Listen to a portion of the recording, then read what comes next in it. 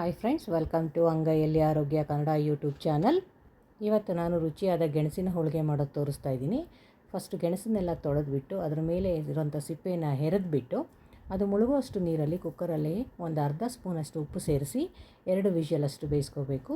ಕಣಕಕ್ಕೆ 1.5 ಕಪ್ಪಷ್ಟು ಗೋಧಿ ಹಿಟ್ಟಿಗೆ ಅರ್ಧ ಕಪ್ಪಷ್ಟು ಮೈದಾ ಹಿಟ್ಟನ್ನು ಸೇರಿಸ್ಬಿಟ್ಟು ಅದಕ್ಕೆ 1 ಸ್ಪೂನಷ್ಟು ಉಪ್ಪು ಮತ್ತು ಅರ್ಧ ಸ್ಪೂನಷ್ಟು ಟರ್ಮರಿಕ್ ಪೌಡರ್ ಹಾಗೆ 2 ಸ್ಪೂನು ಎಣ್ಣೆ ಸೇರಿಸಿ ಚೆನ್ನಾಗಿ ಕಲಿಸ್ಬೇಕು. ಈ ಕಲಸಿರೋಂಥ ಹಿಟ್ಟಿಗೆ ಸ್ವಲ್ಪನೇ ನೀರು ಸೇರಿಸ್ಕೊಂಡು ನಾವು ನಾದಬೇಕು. ಇವತ್ತು ನನ್ನ ಗೆಳತಿ ತೃಪ್ತಿ ಬಂದಿದ್ದಾರೆ, ಅವ್ರ ಕೈಯಲ್ಲೇ ಮಾಡಿಸ್ತಾ ಇದ್ದೀನಿ. ಯಾಕಂದರೆ ಅವರು ಹೋಳಿಗೆ ಮಾಡೋದ್ರಲ್ಲಿ ತುಂಬ ಎಕ್ಸ್ಪರ್ಟು, ತುಂಬ ವೆರೈಟಿ ಹೋಳಿಗೆ ಮಾಡ್ತಾರೆ ಅವರು. ನೋಡಿ, ಈ ಥರ ಹಿಟ್ಟನ್ನು ಚೆನ್ನಾಗಿ ಕಲಿಸ್ಬಿಡಬೇಕು. ಈಗ ಸ್ವಲ್ಪನೇ ನೀರು ಹಾಕ್ಕೊಂಡು ಅದನ್ನು ನಾವು ನಾದಬೇಕು. ಗೆಣಸಿನ ಹೋಳಿಗೆಗೆ ಸಾಮಾನ್ಯವಾಗಿ ನಾವು ಬೇಳೆ ಹೋಳಿಗೆಗೆ ಕಲಿಸೋಂಥ ಕಣಕಕ್ಕಿಂತ ಸ್ವಲ್ಪ ಗಟ್ಟಿ ಕಲಿಸ್ಬೇಕು. ಯಾಕಂದರೆ ಗೆಣಸು ತುಂಬ ಮೆತ್ತಗಿರುತ್ತಲ್ವ, ಸೊ ಅದು ಒಡೆದು ಆಚೆ ಬರಬಾರ್ದು. ಹಾಗಾಗಿ ಚಪಾತಿ ಹಿಟ್ಟು ಅಥವಾ ಅದಕ್ಕಿಂತ ಸ್ವಲ್ಪ ಗಟ್ಟಿಯಾಗಿ ನಾವು ಹಿಟ್ಟನ್ನು ಚೆನ್ನಾಗಿ ನಾದ್ಕೋಬೇಕು. ಈಗ ಈ ನಾದಿರೋ ಅಂಥ ಹಿಟ್ಟನ್ನೆಲ್ಲ ಚೆನ್ನಾಗಿ ಮುಚ್ಚಿಡ್ತೀವಿ. ನೋಡಿ, ಎಲ್ಲ ನನ್ನ ಫ್ರೆಂಡೇ ಕೆಲಸ ಮಾಡ್ತಾಯಿದ್ದಾರೆ. ಇವರು ತೃಪ್ತಿ ಅಂತ ನನ್ನ ಕ್ಲೋಸ್ ಫ್ರೆಂಡು. ನಮ್ಮ ಗ್ರೂಪಲ್ಲಿ ಹೋಳಿಗೆ ಮಾಡೋದ್ರಲ್ಲಿ ತುಂಬ ಎಕ್ಸ್ಪರ್ಟ್ ಇವರು. ಸೊ ಇವ್ರ ಕೈಯಲ್ಲೇ ಎಲ್ಲ ಹೋಳಿಗೆ ಮಾಡಿಸಿ ಹೆಸರು ಮಾತ್ರ ನಾನು ತಗೋತಾ ಇದ್ದೀನಿ. ನೋಡಿ, ಈ ಥರ ಗಟ್ಟಿಯಾಗಿ ಹಿಟ್ಟನ್ನು ಕಲಸಿಟ್ಟು ಅದನ್ನು ಒಂದು ಅರ್ಧ ಗಂಟೆ ಅಥವಾ 10 ನಿಮಿಷನಾದರೂ ಮುಚ್ಚಿಡಬೇಕು. ಈಗ ಬೆಂದಿರೋಂಥ ಗೆಣಸನ್ನೆಲ್ಲ ಒಂದು ತಟ್ಟೆಗೆ ಟ್ರಾನ್ಸ್ಫರ್ ಮಾಡಿಕೊಂಡು ಆರಕ್ಕಿಡಬೇಕು. ಮತ್ತು ಅದರಲ್ಲಿ ಏನಾದರೂ ಸಿಪ್ಪೆ ದಪ್ಪ ಇದ್ದರೆ ಅಥವಾ ಕಪ್ಪುದಾಗಿ ಏನಾದರೂ ಡಾಟ್ಸ್ ಎಲ್ಲ ಇದ್ದರೆ ಅವನ್ನೆಲ್ಲ ರಿಮೂವ್ ಮಾಡಿಬಿಟ್ಟು ಚೆನ್ನಾಗಿ ಇದನ್ನು ಸ್ಮ್ಯಾಶ್ ಮಾಡಬೇಕು. ನೋಡಿ, ಚೆನ್ನಾಗಿ ಸಾಫ್ಟಾಗಿ ಬೆಂದಿರುತ್ತಲ್ವ, ಈಸಿಯಾಗಿ ಸ್ಮ್ಯಾಶ್ ಮಾಡ್ಬೋದು. ತುಂಬ ಬಿಸಿಯಾಗಿದೆ, ಅದಕ್ಕೆ ಸ್ಮ್ಯಾಶರ್ ಯೂಸ್ ಮಾಡಿ ಸ್ಮ್ಯಾಶ್ ಮಾಡ್ತಾಯಿದ್ದೀವಿ. ಈಗ ಒಂದು ತಟ್ಟೆಯಲ್ಲಿ ಒಂದು ದೊಡ್ಡ ಗಾತ್ರದ ಉಂಡೆ ಬೆಲ್ಲ ತೊಗೊಂಡು ಚೆನ್ನಾಗಿ ತುರಿತಾ ಇದ್ದೀನಿ. ನೋಡಿ, ತುರಿದಿರೋ ಬೆಲ್ಲ ಈ ಥರ ಉಂಡೆ ಕಟ್ಟೋ ಅಷ್ಟು ಸಾಫ್ಟಾಗಿ ಬರಬೇಕು. ಆ ಥರ ನಾವು ಇದನ್ನು ತುರಿದಿಟ್ಕೋಬೇಕು.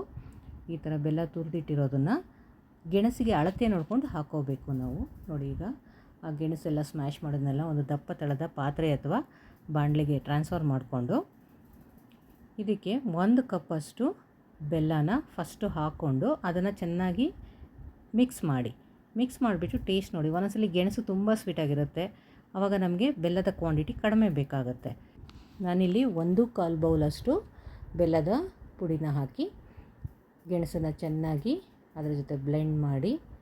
ದಪ್ಪ ತಳ ಇರೋವಂತಹ ಪಾತ್ರೆ ಆದರೆ ಬೇಗ ತಳ ಹಿಡಿಯೋದಿಲ್ಲ, ಸೊ ಹಾಗಾಗಿ ಬೆಲ್ಲ ಕರಗೋವರೆಗೂ ಅದು ಟೈಮ್ ಸಿಗುತ್ತೆ. ನೋಡಿ, ಅದು ಪಾಕ ಥರ ಆಗುತ್ತೆ. ಕಂಟಿನ್ಯೂಸ್ ಆಗಿ ಕೈ ಆಡಿಸ್ಬೇಕು. ಈ ಥರ ಅದು ಬಾಣಲಿನ ಬಿಟ್ಟು ಬರಬೇಕಾದ್ರೆ ನಮಗೆ ಅದು ಪಾಕದ ಹದ ಆಗಿದೆ ಅಂತ ಅರ್ಥ. ಈಗ ಇದನ್ನು ಬೇರೆ ತಟ್ಟೆಗೆ ಟ್ರಾನ್ಸ್ಫರ್ ಮಾಡಿಕೊಂಡು ಆರಕ್ಕೆ ಬಿಡಬೇಕು.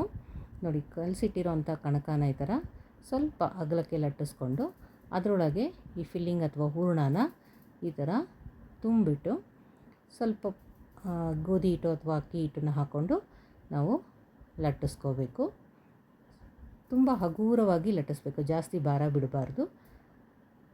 ನೋಡಿ, ಈ ಥರ ರೌಂಡಾಗಿ ಲಟ್ಟಿಸ್ಕೊಂಡು ಅದನ್ನು ಕಾದಿರೋ ಹಂಚಿನ ಮೇಲೆ ಹಾಕಿ ಬೇಯಿಸಬೇಕು. ಈ ಹೋಳಿಗೆಗೆ ಸ್ವಲ್ಪ ಸಾಫ್ಟಾಗಿ ಕೇರಿಂದ ಮಾಡಬೇಕು, ಯಾಕಂದರೆ ಬೇಗ ಅದು ಹರಿದೋಗೋ ಚಾನ್ಸಸ್ ಇರುತ್ತೆ.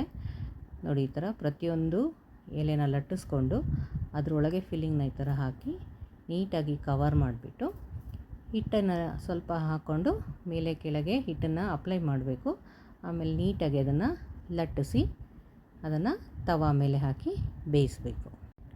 ಡಿಸೆಂಬರಿಂದ ಮಾರ್ಚ್ವರೆಗೂ ತುಂಬ ನಮಗೆ ಈ ಗೆಣಸು ಮಾರ್ಕೆಟಲ್ಲಿ ಸಿಗ್ತಾ ಇರುತ್ತೆ. ಆ ಫ್ರೆಶ್ ಗೆಣಸನ್ನು ತೊಗೊಂಬಂದು ಈ ಥರ ಬೇಯಿಸಿ ಆವಾಗವಾಗ ಒಂದು ಹಲ್ವಾ ಅಥವಾ ಹೋಳಿಗೆ ಮಾಡಿ ತಿನ್ನಬೇಕು. ತುಂಬ ಸ್ಟಾರ್ಚ್ ಮತ್ತು ಸ್ವೀಟ್ ಕಂಟೆಂಟ್ ಜಾಸ್ತಿ ಇರುತ್ತೆ.